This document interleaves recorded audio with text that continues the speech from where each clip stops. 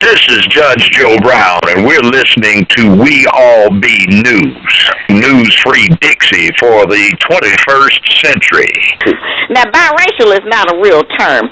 The World Health Organization, which makes these determinations, there's only two races, white and non-white.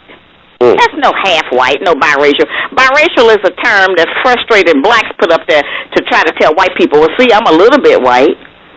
But there's no real thing as this biracial stuff. You know, it's white or non-white. And anybody that's got black in them is black. They consider non-white. You got that? Yeah, I got it. Loud and clear. That's important. And that's important because you have black people walking around saying, I don't know where I belong. My mother was white. My father was black. Yes, you do. Look in the mirror. You know where you belong. That's not true. That's something we make up. As I said, that's somewhere we're trying to create problems, you know, and I don't know what side I should be on, the white side of me. That's not true. You know, it's just not true. Now, I just had my DNA done.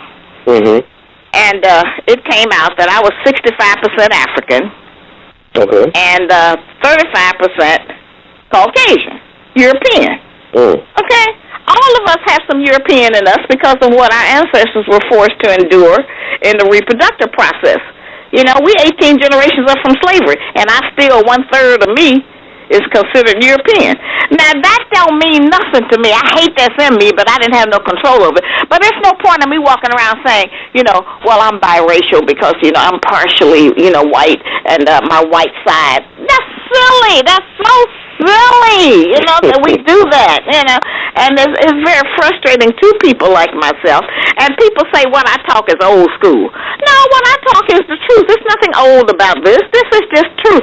And nature doesn't change. The history is not going to change because we don't like it or because we decide to look at it differently. I would say I thought you had a little bit of Indian in you. I thought you had some Cherokee. You had some cheekbones. And, you know what? My son looks Indian, and everywhere he goes, they ask me what part of India is he from. Not even an American Indian. They say he's like an East Indian. Well, he's a non-white person, right? That's most of the world. Right. That's right. Yes, he is non-white.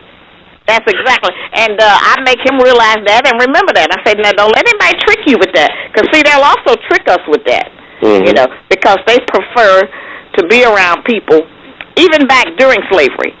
You know, the people who were considered the mulattoes that had the straighter hair, which we ended up calling good hair, remember? You know, for those people, we tended to think that they had a higher position because they were usually put up in the house. And the rest of us were pushed out into the field.